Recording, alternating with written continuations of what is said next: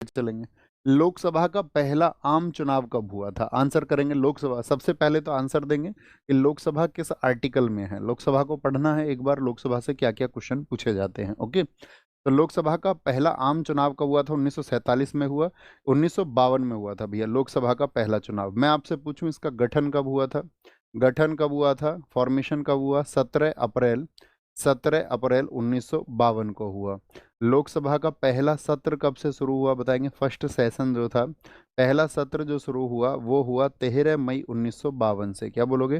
13 मई 1952 से। ठीक है, ये बात याद रख लेना।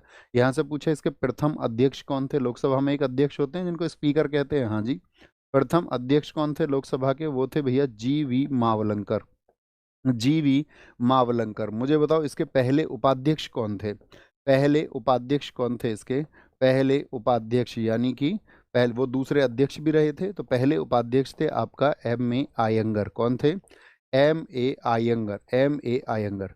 मुझे बताओ लोकसभा अध्यक्षों में सबसे लंबे कार्यकाल तक कौन व्यक्ति रहा है? ठीक है, क्या बोलेंगे? सर्वाधिक कार्यकाल किसका रहा है अध्यक्ष के तौर पर? तो जो सर्वाधिक कार्यकाल रहा है वो रहा है आपका बलराम जाखड़ का। किसका? बलराम जाखड़ का रहा है, जो कि लगभग 9 वर्ष रहे थे। कितने वर्ष रहे? 9 वर्ष रहे थे। सर्वाधिक कार्यकाल इन्हीं का रहा। मुझे बताओ प्रथम महिला अध्यक्ष कौन रही लोकसभा में? प्रथम जो साथी आपका वुमेन स्पीकर रही, प्रथम महिला अध्यक्ष, वो थी मीरा कुमार। कौन थी? मीरा कुमार थी, मीरा कुमार। ठीक है, मीरा कुमार थी आपका। और दूसरी पूछें आपसे, दूसरी महिला अध्यक्ष भी रही थी, क्योंकि अब तक 2 महिला अध्यक्ष रह चुकी हैं। तो दूसरी है आपका सुमित्रा क्या बोलोगे? सुमित्रा महाजन, सुमित्रा महाजन। ठीक है, सुमित्रा महाजन। आपको याद होगा आर्टिकल 79 में क्या बताया गया है, आपको आर्टिकल 80 में क्या बताया गया है, और आर्टिकल 89 में सॉरी 81 में क्या बताया गया है। तो 79 में किसका आता है जिक्र? संसद का आता है। और 80 में किसका आ जाता है आपका? 80 में किसका जिक्र आ जाता है? तो राज्यसभा का आ जाता है। और 81 में लोकसभा का जिक्र आ जाता है। तो लोकसभा में अपोजिशन भी होता है। आप कहेंगे हाँ जी भैया, तो अपोजिशन मुझे बताओ फटाफट से, जो विपक्ष का नेता पद है वो किस वर्ष में शामिल किया गया था? अपोजिशन लीडर, विपक्ष का नेता पहला कौन है? विपक्ष का नेता प्रथम प्रथम विपक्ष के नेता कौन बने थे? तो ये बने थे 1969 में, राम सुभग सिंह। कौन थे? राम सुभग सिंह थे, राम सुभग सिंह। क्या बोलोगे? राम सुभग सिंह। अब तो नई संसद बन चुकी है। हाँ जी, पुरानी संसद जो थी, पुरानी संसद वो किस मंदिर के डिजाइन से प्रभावित थी, जरा बताएं फटाफट से। तो आप कहोगे भैया वो 64 योगिनी मंदिर से प्रभावित थी। ठीक है, ये नए संसद भवन है जिसके वास्तुकार विमल पटेल हैं। विमल पटेल कौन है इसके? आर्किटेक्ट विमल पटेल हैं। आकार कैसा है? त्रिकोणीय है। राज्यसभा सीटें बनाई गई हैं कि मैक्सिमम इतने लोग बैठ पाए। लोकसभा के लिए 888 इतनी सीटों की व्यवस्था की गई है, क्योंकि जब परिसीमन होगा तो भविष्य में ये सीटें बढ़ेंगी। कुल सीटें 1272 के करीब में। राज्यसभा की थीम कमल है, लोकसभा की थीम मोर है। 3 द्वार हैं इसमें, ज्ञान द्वार, शक्ति द्वार और कर्म द्वार। संसद भवन निर्मित क्षेत्र जो है इसका कोई नहीं पूछा जाएगा। उद्घाटन कब हुआ था, ये इंपॉर्टेंट है। उद्घाटन 28 मई 2023 को क्या हुआ? इसका उद्घाटन हुआ था। 2023 को इसका उद्घाटन हुआ। लोकसभा के लिए सीटों का आवंटन मुख्य रूप से किस पर आधारित होता है?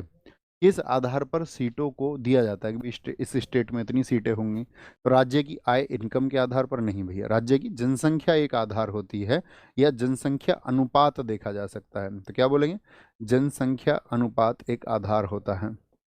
ठीक है, जनसंख्या अनुपात एक आधार होता है, जनसंख्या अनुपात एक आधार होता है। तो लोकसभा के लिए सीटों का आवंटन इस तरह से होता है। अब यहाँ पर मैं आपसे बात करूँ, मुझे बताओ लोकसभा में कुल सीटें कितनी हैं वर्तमान में? लोकसभा में सीट कितनी है वर्तमान में? तो सीट है अभी 543। मैक्सिमम कितनी हो सकती हैं? मैक्सिमम, तो मैक्सिमम आप कहोगे भैया 552। क्या बोलोगे? 552 सीटें। ठीक है, 552। देखिए सीटों की संख्या अभी कम नहीं हुई है। हाँ, जो अंगल भारतीयों के लिए आपका स्पेस था 2 सीटों का, वो खत्म कर दिया गया। क्या बोलेंगे? वो 2 खत्म कर दिया, लेकिन सीटों की संख्या में अभी कोई परिवर्तन नहीं हुआ है। ठीक है, तो अगर एग्जाम में बोले 552 दिया ही नहीं है तो 550, फिर 550 चुनना। दोनों दिए हुए हैं तो 552 को चुनना है। ओके, ये बात याद रख लेना। मुझे बताओ यहाँ पर लोकसभा में SC और ST के लिए कितनी रिजर्व सीट है? SC और ST के लिए, तो SC के लिए आपका 84 सीट है जो रिजर्व हैं। और एसटी के लिए आपका शेड्यूल ट्राइब के लिए 47 सीट है। तो कुल मिलाकर के कितनी सीट हो गई?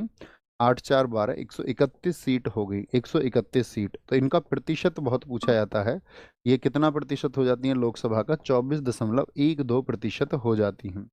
मुझे बताओ कितने सत्र होते हैं लोकसभा में? कितने सत्र, सेशन जो होते हैं, तो सत्र कितने होते हैं आपका? क्या बोलोगे? संसद के सत्र बोलेंगे उनको। संसद के 3 सत्र होते हैं। और ये किस आर्टिकल में बताए गए हैं? तो संसद के 3 सत्र बताए गए हैं आर्टिकल 85 में। कौन से होते हैं? जो पहला सत्र होता है वो बोलेंगे बजट सत्र। क्या बोलेंगे?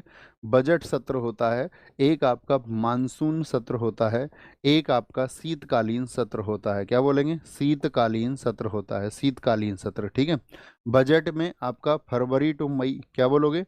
फरवरी टू मई होता है। मानसून, मानसून में जुलाई टू अगस्त होता है। क्या बोलेंगे? जुलाई टू अगस्त होता है। और शीतकाल जो सत्र होता है आपका वो नवंबर से दिसंबर होता है। अभी कौन सा सत्र चल रहा है वर्तमान में? तो शीतकालीन सत्र होता है। इनकी जो आपका समय सीमा है वो आगे पीछे की जा सकती है, थोड़ा बहुत जैसा उनको सदन को ठीक लगे। ठीक है। तो किसके आधार पर होगा? जनसंख्या के आधार पर। लोकसभा की सीटें सबसे ज्यादा किस राज्य में? ये शुरुआती 4 आपको पता ही होने चाहिए। शुरुआती 4 तो क्या बोलेंगे? यूपी में सबसे ज्यादा 80 सीटें हैं, 80 सीटें। महाराष्ट्र में 48 सीटें आती हैं। वेस्ट बंगाल में 42, फिर बिहार में 40 आती हैं, और उसके बाद में फिर तमिलनाडु आता है 39 पर। क्योंकि इन राज्यों में जनसंख्या ज़्यादा है, इसीलिए जनसंख्या के आधार पर ये सीटें होती हैं। बाकी देख सकते हैं आप किन किन में एक एक हैं। ऐसे कितने हैं जिनमें दो दो हैं? एक बार ओवरव्यू ले लेना, कभी कभी पूछी जाती हैं। ठीक है।